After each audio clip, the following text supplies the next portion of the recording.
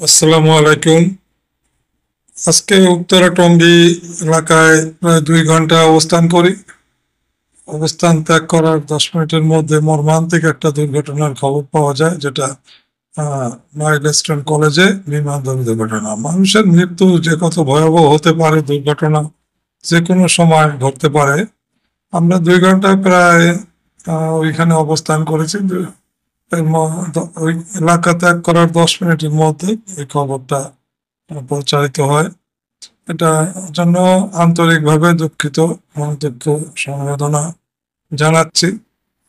বাংলাদেশে দুর্ঘটনা প্রশিক্ষণ বিমানের আগেও বেশ কিছু ঘটছে, কিন্তু এরকম একটা কলেজের উপরে আহ, আছড়ে পড়ছে এরকম রেকর্ড খুব কম। কিন্তু দেখা যায় যে আহ, একটা স্কুল যার অধিকাংশই বাচ্চা ছেলেরা পড়াশোনা করে, সেখানে এই দুর্ঘটনাটা ঘটে। আমরা এলাকা ত্যাগ করার ঠিক 10 মিনিটের মধ্যে এই দুর্ঘটনাটা ঘটে, যার ফলে আমরা এটা দেখতে পারিনি। কিন্তু পৌঁছার পর 1 ঘন্টার মধ্যে জানতে পারি যে ঠিক ওই এলাকায় কাছাকাছি এই দুর্ঘটনাটা ঘটেছে। আল্লাহ সবাইকে হেফাজত করুক, সবাইকে সুস্থ রাখুক। এ পর্যন্ত 3-4 জন মৃত্যু কনফার্ম নাকি শোনা যাচ্ছে, আর প্রায় 60-70 জন বাং এবং অন্যান্যভাবে আহত। সবাইকে সুস্থ রাখুক, সবাই যেন সুস্থ থাকে এবং এটা সবাই আল্লাহ হেফাজত করুক, এটাই বলছি।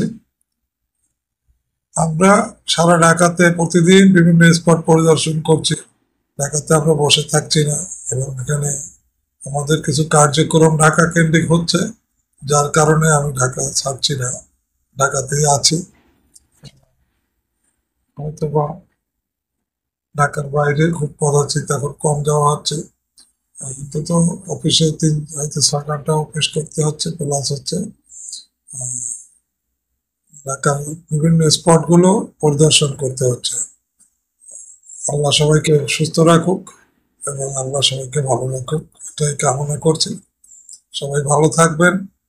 ধন্যবাদ সবাই।